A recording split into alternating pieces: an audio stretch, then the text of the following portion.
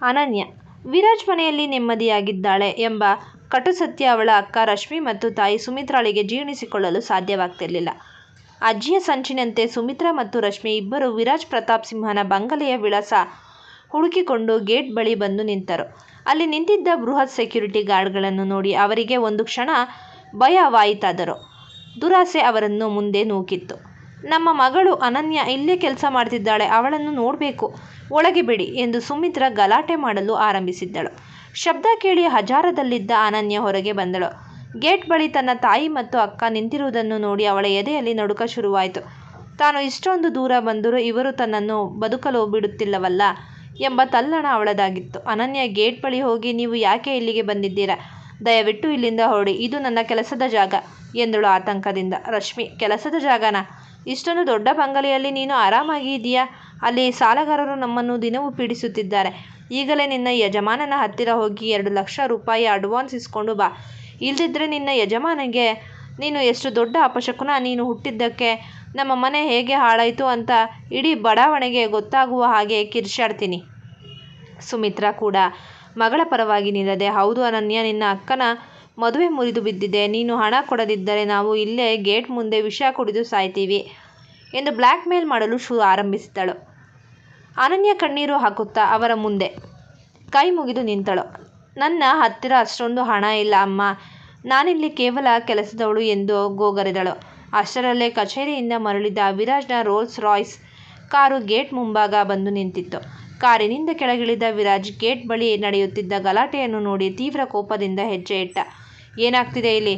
ವಿರಾಜ್ ಧ್ವನಿ ಗುಡುಗಿದಂತೆ ಕೇಳಿಸಿತು. ರಶ್ಮಿ ತಕ್ಷಣವೇ ತನ್ನ ಕಪಟ ನಾಟಕವನ್ನು ಶುರು ಮಾಡಿದಳು. ಸರ್, ನೀವೇನಾ ಈ ಮನೆಯ ಯಜಮಾನರು? ಇವಳು ನಮ್ಮ ತಂಗಿ ಅನನ್ಯ. ನಮಗೆ ತಿಳಿಸದೆ ಮನೆಯಲ್ಲಿದ್ದ ಒಡವೆ ಹಣವನ್ನೆಲ್ಲ ತಗೊಂಡು ಓಡಿ ಬಂದಿದ್ದಾಳೆ.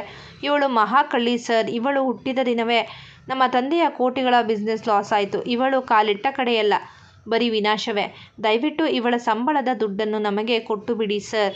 ಇವಳನ್ನು ನಿಮ್ಮ ಮನೆಯಿಂದ ಹೊರಗೆ ಹಾಕಿ ಎಂದು ಸುಳ್ಳುಗಳ ಸರಮಾಲೆಯನ್ನೇ ಪೋಣಿಸಿದಳು. ಅನನ್ಯ ಮೌನವಾಗಿ ಕಣ್ಣೀರು ಹಾಕುತ್ತಾ ತಲೆ ತಗ್ಗಿಸಿ ನಿಂತಿದ್ದಳು. ತನ್ನ ಸ್ವಂತ ರಕ್ತವೇ ತನ್ನನ್ನು ಇಷ್ಟೊಂದು ಕೀಳಾಗಿ ಸಮಾಜದ ಮುಂದೆ ನಿಲ್ಲಿಸುತ್ತಿರುವುದನ್ನು ನೋಡಿ ಅವಳಿಗೆ ಬದುಕಿನ ಮೇಲೆಯೇ ಬೇಸರ ಬಂದಿತ್ತು. ವಿರಾಜ್ ರಶ್ಮಿ ಮತ್ತು ಸುಮಿತ್ರಾಳನ್ನು ತೀಕ್ಷ್ಣವಾಗಿ ನೋಡಿದ್ದ. ಹೆಣ್ಣು ಮಕ್ಕಳ ದುರಾಶೆ ಮತ್ತು ಕಪಟ ನಾಟಕಗಳು ಅವನಿಗೆ ಹೊಸದೇನಲ್ಲ. ಹಿಂದೆ ಅವನ ತಾಯಿಯೂ ಹೀಗೆಯೇ ಹಣಕ್ಕಾಗಿ ನಾಟಕವಾಡಿದ್ದಳು. ಆದರೆ ಅನನ್ಯ ತನ್ನ ತಂದೆಯನ್ನು ಎಷ್ಟು ಶ್ರದ್ಧೆಯಿಂದ, ಯಾವುದೇ ಸ್ವಾರ್ಥವಿಲ್ಲದೆ ನೋಡಿಕೊಳ್ಳುತ್ತಿದ್ದಾಳೆ ಎಂಬುದನ್ನು ಅವನು ಕಣ್ಣಾರೆ ಕಂಡಿದ್ದ. ಅವಳ ಕಣ್ಣಲ್ಲಿದ್ದ ಸತ್ಯ ಮತ್ತು ಈ ಇಬ್ಬರ ಕಣ್ಣಲ್ಲಿದ್ದ ದುರಾಶೆ ಅವನಿಗೆ ಸ್ಪಷ್ಟವಾಗಿ ಕಾಣಿಸಿತ್ತು. ವಿರಾಜ್ ನಿಧಾನವಾಗಿ ರಶ್ಮಿಯ ಹತ್ತಿರ ಬಂದ. ಅವನ ಕಣ್ಣುಗಳಲ್ಲಿ ಕ್ರೋಧವಿತ್ತು. ನನ್ನ ಮನೆ ಬಾಗಿಲಿಗೆ ಬಂದು ನಾಟಕ ಆಡಲು ನಿಮಗೆ ಎಷ್ಟು ಧೈರ್ಯ? ಅನನ್ಯ ಕಳ್ಳತನ ಮಾಡಿದ್ದಾಳೆ ಅನ್ನೋಕ್ಕೆ ನಿಮ್ಮ ಹತ್ತಿರ ಏನಾದರೂ ಪುರಾವೆ ಇದೆಯೇ? ನಿಮ್ಮ ಮುಖ ನೋಡಿದರೇನೇ ಗೊತ್ತಾಗುತ್ತಿದೆ, ನೀವು ಕೇವಲ ಹಣಕ್ಕಾಗಿ ಸ್ವಂತ ತಂಗಿಯನ್ನೇ ಬೀದಿಗೆ ತಳ್ಳಲು ಬಂದಿದ್ದೀರಾ ಅಂತ. ಬಿಸ್ನೆಸ್ ಲಾಸ್ ಆಗೋದಕ್ಕೆ ಒಬ್ಬ ಹುಡುಗಿ ಹೇಗೆ ಕಾರಣವಾಗ್ತಾಳೆ? ಅದು ಬಿಸ್ನೆಸ್ ಸ್ಟ್ರಾಟಜಿ ತಪ್ಪು ಇದ್ದದ್ದಕ್ಕೆ ಆಗೋದು, ಇವಳಿಂದಲ್ಲ ಎಂದು ನೇರವಾಗಿ ರಶ್ಮಿ ಮತ್ತು ಸುಮಿತ್ರಾಳ ಮುಖಕ್ಕೆ ಹೊಡೆದಂತೆ ಹೇಳಿದ. ಅನನ್ಯ ಆಘಾತ ಮತ್ತು ಆಶ್ಚರ್ಯದಿಂದ ವಿರಾಜ್ನ ಮುಖ ನೋಡಿದಳು. ತನ್ನನ್ನು ಅಪಶಕುನ ಎಂದು ಜಗತ್ತೇ ದೂಷಿಸುತ್ತಿರುವಾಗ ಹೆಣ್ಣು ಮಕ್ಕಳನ್ನು ದ್ವೇಷಿಸುವ ಇದೇ ವಿರಾಜ್ ಇಂದು ತನ್ನ ಪರವಾಗಿ ಮಾತನಾಡುತ್ತಿದ್ದಾನಲ್ಲ ಎಂಬ ಭಾವನೆ ಅವಳದಾಗಿತ್ತು. ವಿರಾಜ್ ಸೆಕ್ಯೂರಿಟಿಗಳ ಕಡೆಗೆ ತಿರುಗಿ, ಇವರನ್ನು ಈಗಲೇ ಪೊಲೀಸರಿಗೆ ಒಪ್ಪಿಸಿ. ನನ್ನ ಮನೆ ಮುಂದೆ ಬಂದು ಬ್ಲ್ಯಾಕ್ ಮೇಲ್ ಮಾಡಲು ಯತ್ನಿಸಿದ ಆರೋಪದ ಮೇಲೆ ಕೇಸ್ ಬುಕ್ ಮಾಡಿ ಎಂದು ಆಜ್ಞಾಪಿಸಿದ್ದ. ಪೊಲೀಸ್ ಎಂಬ ಹೆಸರು ಕೇಳಿದ ತಕ್ಷಣವೇ ಸುಮಿತ್ರಾ ಮತ್ತು ರಶ್ಮಿ ಹೆದರಿ ನಡುಗಿದರು. ಬೇಡ ಸರ್, ನಮ್ಮನ್ನು ಬಿಟ್ಬಿಡಿ, ಇನ್ಮೇಲೆ ನಾವು ಇಲ್ಲಿಗೆ ಬರಲ್ಲ ಎಂದು ಹೇಳುತ್ತಾ ಅಲ್ಲಿಂದ ಕಾಲ್ಕಿತ್ತರು. ಅವರೆಲ್ಲ ಹೋದ್ಮೇಲೆ ಗೇಟ್ ಬಳಿ ಕೇವಲ ವಿರಾಜ್ ಮತ್ತು ಅನನ್ಯ ಮಾತ್ರ ಉಳಿದರು. ಮಳೆ ಹನಿಗಳು ನಿಧಾನವಾಗಿ ಬೀಳ್ತಿದ್ವು. ಅನನ್ಯ ಕಣ್ಣೀರು ಒರೆಸಿಕೊಂಡು ವಿರಾಜ್ನ ಮುಂದೆ ಬಂದು ನಿಂತಳು. ಥ್ಯಾಂಕ್ಸ್ ಸರ್, ಇವತ್ತು ನನ್ನ ಪರವಾಗಿ ಮಾತನಾಡಿದ್ದಕ್ಕೆ. ಆದರೆ ನನ್ನಿಂದಾಗಿ ನಿಮಗೆ ಮತ್ತೆ ತೊಂದರೆ ಆಯಿತು. ನಾನು ಈ ಕೆಲಸಕ್ಕೆ ಲಾಯಕ್ಕಿಲ್ಲ ಅನಿಸುತ್ತದೆ. ನಾನು ಹೊರಡುತ್ತೇನೆ ಎಂದು ಬೇಸರದಿಂದ ಹೇಳಿದಳು. ವಿರಾಜ್ ಅವಳನ್ನು ತಡೆದ. ಅವನ ಮುಖದಲ್ಲಿದ್ದ ಆ ಹಳೆಯ ಅಹಂಕಾರದ ರೇಖೆಗಳು ಈಗ ಇರಲಿಲ್ಲ. ಎಲ್ಲಿಗೂ ಹೋಗಬೇಡ ಅನನ್ಯ. ಹೆಣ್ಣು ಮಕ್ಕಳು ಎಂದರೆ ಬರೀ ಸ್ವಾರ್ಥಿಗಳು ಅಂದ್ಕೊಂಡಿದ್ದ ನನ್ನ ಆಲೋಚನೆ ತಪ್ಪು ಅಂತ ನೀನು ನಿನ್ನ ಶ್ರಮದಿಂದ ಸಾಬೀತುಪಡಿಸಿದ್ದೀಯಾ. ನಿನ್ನ ಕುಟುಂಬದ ದ್ವೇಷದ ಮಧ್ಯೆಯೂ ನೀನು ಇಷ್ಟು ಪ್ರಾಮಾಣಿಕವಾಗಿ ಇದೆಯಲ್ಲ, ಅದು ನಿನ್ನ ಯೋಗ್ಯತೆ. ನನ್ನ ತಂದೆಗೆ ನಿನ್ನ ಅಗತ್ಯವಿದೆ ಮತ್ತು ಈ ಮನೆಗೆ ನಿನ್ನ ಸೌಮ್ಯತೆಯ ಅಗತ್ಯವಿದೆ. ಇಲ್ಲೇ ಇರು ಎಂದ ತಣ್ಣನೆಯ ಆದರೆ ಗಂಭೀರವಾದ ಧ್ವನಿಯಲ್ಲಿ. ಅನನ್ಯ ಮೌನವಾಗಿ ಒಪ್ಪಿಗೆ ಸೂಚಕವಾಗಿ ತಲೆಯಾಡಿಸಿ ಒಳಗೊಳಗೆ ನಡೆದಳು. ವಿರಾಜ್ ಕತ್ತಲೆಯಾಗುತ್ತಿದ್ದ ಆ ಬಂಗಲೆಯ ಕಡೆಗೆ ನೋಡಿದ. ಮೊದಲ ಬಾರಿಗೆ ಆ ಮನೆಯಲ್ಲಿದ್ದ ಕತ್ತಲು ಸರಿದು ಸ್ವಾಭಿಮಾನದ ಒಂದು ಸಣ್ಣ ಬೆಳಕು ಮೂಡುತ್ತಿರುವುದು ಅವನಿಗೆ ಭಾಸವಾಗಿತ್ತು. ವಿರಾಜ್ ತನ್ನ ತಾಯಿ ಮತ್ತು ಕುಟುಂಬದಿಂದ ನೊಂದು ಹೆಣ್ಣು ಜನ್ಮವನ್ನೇ ದ್ವೇಷಿಸುತ್ತಿದ್ದವನು ಅನನ್ಯಾಳ ಪ್ರಾಮಾಣಿಕತೆ ಮತ್ತು ಅವಳ ಮನೆಯವರ ಕಟು ವರ್ತನೆಯನ್ನು ನೋಡಿದ ಮೇಲೆ ನಿಧಾನವಾಗಿ ಬದಲಾಗುತ್ತಿದ್ದ. ಅನನ್ಯಾಗೆ ಆ ಬಂಗಲೆಯಲ್ಲಿ ಈಗ ಕೇವಲ ಒಬ್ಬ ಕೆಲಸದವಳ ಸ್ಥಾನವಿರಲಿಲ್ಲ. ಬದಲಿಗೆ ಅವಳು ಆ ಮನೆಯ ಒಳಿತನ್ನು ಬಯಸುವ ಒಂದು ಜವಾಬ್ದಾರಿಯುತ ಜೀವ ಎಂಬ ಗೌರವ ಸಿಕ್ಕಿತ್ತು. ಪ್ರತಾಪ್ ಸಿಂಹ ಅವರ ಆರೋಗ್ಯದಲ್ಲಿ ದಿನದಿಂದ ದಿನಕ್ಕೆ ಅದ್ಭುತ ಸುಧಾರಣೆ ಕಾಣಿಸಿತ್ತು. ಅವರು ಈಗ ವೀಲ್ ಚೇರ್ನಿಂದ ಎದ್ದು ಅನನ್ಯಾಳ ಕೈ ಹಿಡಿದು 4-5 ಹೆಜ್ಜೆ ಇಡಲು ಆರಂಭಿಸಿದ್ದರು. ಒಂದು ದಿನ ಬೆಳಿಗ್ಗೆ ವಿರಾಜ್ ಆಫೀಸ್ಗೆ ಹೊರಡುವಾಗ ತಂದೆ ಹಜಾರದಲ್ಲಿ ಕುಳಿತು ಅನನ್ಯಾಳ ಜೊತೆ ನಗುತ್ತಾ ಮಾತನಾಡುತ್ತಿರುವುದನ್ನು ನೋಡಿದ್ದ. ಇಷ್ಟು ವರ್ಷಗಳ ಕತ್ತಲೆಯ ಬಂಗಲೆಯಲ್ಲಿ ಈ ತರಹದ ನಗುವಿನ ಶಬ್ದ ಕೇಳಿಸ್ತಿರಲಿಲ್ಲ. ವಿರಾಜ್ ಏನೋ ಯೋಚಿಸುತ್ತಾ ಅನನ್ಯಾಳ ಬಳಿ ಬಂದ. ಅನನ್ಯ, ಇವತ್ತು ಸಾಯಂಕಾಲ ನಮ್ಮ ಮನೆಗೆ ಒಬ್ಬರು ವಿಶೇಷ ಅತಿಥಿ ಬರ್ತಿದ್ದಾರೆ. ನನ್ನ ತಂದೆಯ ಹಳೆಯ ಸ್ನೇಹಿತರು ಮತ್ತು ಬಿಸ್ನೆಸ್ ಪಾರ್ಟ್ನರ್ಸ್. ಅವರ ಹೆಸರು ರಾಘವೇಂದ್ರ ರಾವ್ ಮತ್ತು ಅವರ ಮಗಳು ಮೇಘನಾ.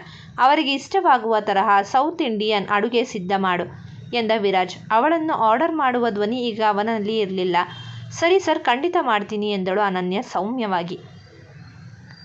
ಸಂಜೆ ಸರಿಯಾಗಿ 6 ಗಂಟೆಗೆ ರಾಘವೇಂದ್ರ ರಾವ್ ಮತ್ತು ಅವರ ಮಗಳು ಮೇಘನಾ ವಿರಾಜ್ ಬಂಗಲೆಗೆ ಬಂದರು. ರಾಘವೇಂದ್ರ ರಾವ್ ಅವರು ತುಂಬ ಸರಳ ಹಾಗೂ ಸಜ್ಜನ ವ್ಯಕ್ತಿ. ಅವರ ಮಗಳು ಮೇಘನಾ ಲಂಡನ್ನಲ್ಲಿ ಓದಿ ಮುಗಿಸಿದ್ದರೂ ಅವಳಲ್ಲಿ ಯಾವುದೇ ಅಹಂಕಾರ ಇರಲಿಲ್ಲ. ಅವಳು ಮುದ್ದಾದ ಎಲ್ಲರನ್ನೂ ಪ್ರೀತಿಯಿಂದ ಮಾತನಾಡಿಸುವ ಸ್ವಭಾವದಳು. ಪ್ರತಾಪ್ ಸಿಂಹ ಅವರು ತಮ್ಮ ಹಳೆಯ ಸ್ನೇಹಿತನನ್ನು ನೋಡಿ ತುಂಬ ಸಂತೋಷಪಟ್ಟರು. ಇಬ್ಬರೂ ಹಳೆಯ ದಿನಗಳನ್ನು ನೆನೆದು ಮಾತನಾಡುತ್ತಿದ್ದರು. ಅನನ್ಯ ಬಿಸಿ ಬಿಸಿ ಕಾಫಿ ಮತ್ತು ತಿಂಡಿಯನ್ನು ತಟ್ಟೆಯಲ್ಲಿ ಜೋಡಿಸಿ ತಂದು ಟೇಬಲ್ ಮೇಲಿಟ್ಟಳು. ಅವಳು ತಿಂಡಿ ಇಡುತ್ತಿದ್ದಾಗ ಮೇಘನಾ ಅನನ್ಯಾಳನ್ನು ಸೂಕ್ಷ್ಮವಾಗಿ ಗಮನಿಸಿದಳು. ಅನನ್ಯಾಳ ಮುಖದಲ್ಲಿದ್ದ ಕಳೆ ಮತ್ತು ಅವಳ ನಡವಳಿಕೆಯ ಮೇಘನಾಗೆ ತುಂಬ ಇಷ್ಟವಾಯಿತು. ಮೇಘನಾ, ಅಂಕಲ್, ಇವರು ಯಾರು? ನಿಮ್ಮ ರಿಲೇಟಿವ್ಸಾ? ಪ್ರತಾಪ್ ಸಿಂಹ: ಇಲ್ಲಮ್ಮ, ಇವಳ ಹೆಸರು ಅನನ್ಯ ಅಂತ. ನನ್ನನ್ನು ನೋಡಿಕೊಳ್ಳೋಕೆ ಇದ್ದಾಳೆ. ಆದರೆ ಇವಳು ಬಂದಾಗಿನಿಂದ ನನಗೆ ನನ್ನ ಸ್ವಂತ ಮಗಳ ಜೊತೆಗಿದ್ದ ಹಾಗೆ ಆಗಿದೆ. ಮೇಘನಾ ಎದ್ದು ಬಂದು ಅನನ್ಯಾಳ ಕೈ ಹಿಡಿದುಕೊಂಡಳು. ಹಲೋ ಅನನ್ಯ, ಐ ಆಮ್ ಮೇಘನಾ. ನಿನ್ನ ಕೈ ರುಚಿ ತುಂಬ ಚೆನ್ನಾಗಿದೆ. ಥ್ಯಾಂಕ್ಸ್ ಫಾರ್ ದಿ ಕಾಫಿ ಎಂದಳು ನಗುತ್ತಾ. ತನ್ನ ಬದುಕಿನಲ್ಲಿ ಬರೀ ಬೈಗುಳ ಮತ್ತು ನಿಂದನೆಯನ್ನು ಕೇಳಿದ್ದ ಅನನ್ಯಾಗೆ ಇಷ್ಟೊಂದು ಶ್ರೀಮಂತ ಹುಡುಗಿ ಬಂದು ಪ್ರೀತಿಯಿಂದ ಮಾತನಾಡಿಸಿದ್ದು ಅವಳ ಕಣ್ಣಾಲಿಗಳನ್ನು ತುಂಬಿ ಬರುವಂತೆ ಮಾಡಿತ್ತು. ಅವಳು ಸಣ್ಣದಾಗಿ ನಕ್ಕು ಒಳಗೆ ನಡೆದಳು. ಊಟ ಮುಗಿದ ಮೇಲೆ ರಾಘವೇಂದ್ರ ರಾವ್ ಮತ್ತು ಪ್ರತಾಪ್ ಸಿಂಹ ಕೋಣೆಯೊಳಗೆ ಮಾತನಾಡುತ್ತಿದ್ದರು. ಹಜಾರದಲ್ಲಿ ವಿರಾಜ್ ಮತ್ತು ಮೇಘನಾ ಕುಳಿತಿದ್ದರು. ವಿರಾಜ್, ನಿನ್ನ ಹೊಸ ಟೆಕ್ಸ್ಟೈಲ್ಸ್ ಡಿಸೈನಿಂಗ್ ಪ್ರಾಜೆಕ್ಟ್ಗೆ ಒಬ್ಬರು ಹೆಡ್ ಬೇಕು ಅಂತ ಹೇಳ್ತಿದ್ದೀಯಲ್ಲ, ಅದಕ್ಕೆ ಯಾರನ್ನಾದರೂ ಸೆಲೆಕ್ಟ್ ಮಾಡಿದ್ಯಾ ಎಂದು ಕೇಳಿದಳು ಮೇಘನಾ. ಇನ್ನೂ ಇಲ್ಲ ಮೇಘನಾ, ನಮಗೆ ಕೇವಲ ಡಿಗ್ರಿ ಸರ್ಟಿಫಿಕೇಟ್ ಇದ್ದವರು ಬೇಡ. ಬಟ್ಟೆಗಳ ನೇಯ್ಗೆ ಕಲೆ ಮತ್ತು ಬದ್ಧತೆ ಇರೋರು ಬೇಕು. ಅಂಥವರು ಸಿಗುತ್ತಿಲ್ಲ ಎಂದ ವಿರಾಜ್. ಆಗ ಮೇಘನಾ ನಿಧಾನವಾಗಿ ಹೇಳಿದಳು, ನಾನೊಂದು ಮಾತು ಹೇಳಲ ವಿರಾಜ್, ನೀನು ಯಾಕೆ ಅನನ್ಯಾಳಿಗೆ ಆ ಜವಾಬ್ದಾರಿ ಕೊಡಬಾರ್ದು? ನಾನು ಅವಳ ಕೈಯನ್ನು ಗಮನಿಸಿದೆ. ಅವಳ ಬೆರಳುಗಳಲ್ಲಿ ಹೊಲಿಗೆ ಕೆಲಸ ಮಾಡಿದ ಗುರುತುಗಳಿವೆ. ಅವಳು ತುಂಬ ಕಷ್ಟಪಟ್ಟು ಕೆಲಸ ಮಾಡುವ ಹುಡುಗಿ ಅಂತ ಅಂಕಲ್ ಕೂಡ ಹೇಳಿದರು. ಅವಳಿಗೆ ಬಟ್ಟೆಗಳ ಬಗ್ಗೆ ಜ್ಞಾನ ಇರ್ಬೋದು. ವಿರಾಜ್ ಒಂದು ಕ್ಷಣ ಆಲೋಚನೆಗೆ ಬಿದ್ದ. ಹೌದು, ಅನನ್ಯ ಈ ಹಿಂದೆ ಬಟ್ಟೆ ಅಂಗಡಿಯಲ್ಲಿ ಕೆಲಸ ಮಾಡ್ತಿದ್ಲು ಮತ್ತು ರಾತ್ರಿ ಹೊತ್ತು ಹೊಲಿಗೆ ಯಂತ್ರದ ಮುಂದೆ ಕೂರುತ್ತಿದ್ದಳು ಎಂಬುದು ಅವಳೇ ಒಮ್ಮೆ ಹೇಳಿದ ಮೇಲೆ ಅವನಿಗೆ ನೆನಪಾಯಿತು. ಅವಳಿಗೆ ಬಟ್ಟೆಗಳ ವಿನ್ಯಾಸದ ಬಗ್ಗೆ ಸಹಜವಾದ ಜ್ಞಾನ ಇರ್ಬೋದು ಅನಿಸಿತ್ತು. ಮರುದಿನ ವಿರಾಜ್ ಅನನ್ಯಾಳನ್ನು ತನ್ನ ಸ್ಟಡಿ ರೂಮ್ಗೆ ಕರೆಸಿದ್ದ. ಅನನ್ಯ, ನಮ್ಮ ಹೊಸ ಗಾರ್ಮೆಂಟ್ಸ್ ಕಂಪನಿಯಲ್ಲಿ ಸಣ್ಣದೊಂದು ಹೊಸ ವಿಭಾಗ ಶುರು ಮಾಡ್ತಿದ್ದೀವಿ. ಅದರಲ್ಲಿ ಸ್ಥಳೀಯ ವಿನ್ಯಾಸಗಳ ಬಟ್ಟೆಗಳನ್ನು ಹೊಲಿಯುವ ಜವಾಬ್ದಾರಿ ಇರುತ್ತೆ. ನಿನಗೆ ಹೊಲಿಗೆ ಕೆಲಸ ಮತ್ತು ಡಿಸೈನಿಂಗ್ ಬರುತ್ತೆ ಅಂತ ಗೊತ್ತಾಯಿತು. ನೀನು ಕೇವಲ ಮನೆಯಲ್ಲಿ ಇರೋದು ಬೇಡ, ಆಫೀಸ್ಗೆ ಬಂದು ಈ ಪ್ರಾಜೆಕ್ಟ್ನ ಉಸ್ತುವಾರಿ ನೋಡ್ಕೋತೀಯಾ. ನಿನಗೆ ಗೌರವಯುತವಾದ ಸಂಬಳ ಮತ್ತು ಸ್ಥಾನ ಸಿಗುತ್ತೆ ಎಂದ ವಿರಾಜ್. ಅನನ್ಯಾಗೆ ತನ್ನ ಕಿವಿಗಳನ್ನು ತಾನೇ ನಂಬಲು ಸಾಧ್ಯವಾಗಲಿಲ್ಲ. ಜಗತ್ತೇ ತನ್ನನ್ನು ದೂಷಿಸುವಾಗ ಈ ಮನೆ ತನ್ನ ಕೈ ಹಿಡಿದು ಹೊಸ ಬದುಕನ್ನು ಕೊಡುತ್ತಿದೆ. ಸರ್, ನಾನು ತುಂಬ ಸಾಮಾನ್ಯ ಹುಡುಗಿ. ನನಗೆ ಇಷ್ಟೊಂದು ದೊಡ್ಡ ಜವಾಬ್ದಾರಿ ನಿಭಾಯಿಸಲು ಸಾಧ್ಯವಾಗುತ್ತಾ ಎಂದಳು ಆತಂಕದಿಂದ. ವಿರಾಜ್ ಸಣ್ಣದಾಗಿ ನಕ್ಕು, ನಿನಗೆ ಸಾಧ್ಯವಿದೆ ಅನನ್ಯ. ನಿನ್ನ ಶ್ರಮದ ಮೇಲೆ ನಿನಗೆ ನಂಬಿಕೆ ಇರಲಿ ಎಂದ.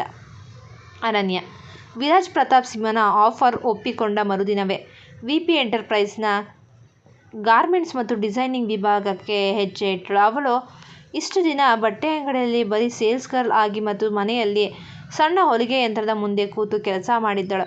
ಆದರೆ ಇಷ್ಟೊಂದು ದೊಡ್ಡ ಜಾಗತಿಕ ಮಟ್ಟದ ಕಂಪನಿಯ ಒಳಗೆ ಕೆಲಸ ಮಾಡುವುದು ಅವಳಿಗೆ ಹೊಸದಾಗಿತ್ತು. ಅವಳು ಕಚೇರಿಯೊಳಗೆ ಬಂದು ತನ್ನ ಸಣ್ಣ ಕ್ಯಾಬಿನ್ನಲ್ಲಿ ಕುಳಿತ ತಕ್ಷಣವೇ ವಿರಾಜ್ ಅಲ್ಲಿಗೆ ಬಂದ. ಅವನ ಮುಖದಲ್ಲಿ ಎಂದಿನಂತೆ ಯಾವುದೇ ಮೃದುತ್ವ ಇರಲಿಲ್ಲ.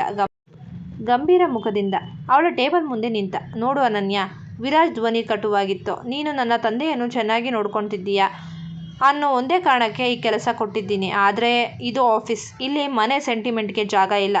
ಬಿಸ್ನೆಸ್ಸಲ್ಲಿ ನನಗೆ ಪರ್ಫೆಕ್ಷನ್ ಬೇಕು. ಮುಂದಿನ 3 ತಿಂಗಳಲ್ಲಿ ನಮ್ಮ ಹೊಸ ಲೋಕಲ್ ಎತ್ನಿಕ್ ಬ್ರ್ಯಾಂಡ್ ಮಾರುಕಟ್ಟೆಗೆ ಬರಬೇಕು. ನಿನ್ನ ವಿನ್ಯಾಸಗಳು ಜನರಿಗೆ ಇಷ್ಟವಾಗದಿದ್ದರೆ ತಕ್ಷಣವೇ ನಿನ್ನನ್ನು ಕೆಲಸದಿಂದ ತೆಗೆದು ಹಾಕುತ್ತೇನೆ. ನೀನು ಬೇರೆಯವರ ತರಹ 9 ರಿಂದ 5 ಗಂಟೆಯ ಕೆಲಸಗಾರ್ತಿಯಾಗಲು ಸಾಧ್ಯವಿಲ್ಲ. ಅನನ್ಯ ವಿರಾಜ್ನ ಕಣ್ಣುಗಳನ್ನು ನೋಡಿ ದೃಢವಾಗಿ ತಲೆಯಾಡಿಸಿದಳು. ಸರಿ ಸರ್, ನಾನು ಇಲ್ಲಿಗೆ ಬಂದಿರುವುದು ನನ್ನ ಶ್ರಮವನ್ನು ತೋರಿಸಲು. ನಿಮ್ಮ ನಿರೀಕ್ಷೆಗೆ ತಕ್ಕಂತೆ ಕೆಲಸ ಮಾಡ್ತೀನಿ ಎಂದಳು. ಈ ಕತೆ ನಿಮಗೆ ಇಷ್ಟವಾಗಿದ್ದಲ್ಲಿ ಕತೆಯನ್ನು ವೀಕ್ಷಿಸಿದ ನಂತರ ದಯಮಾಡಿ ನಮ್ಮ ಚಾನೆಲ್ಗೆ ಪ್ರೋತ್ಸಾಹಿಸಿ. ಧನ್ಯವಾದಗಳು.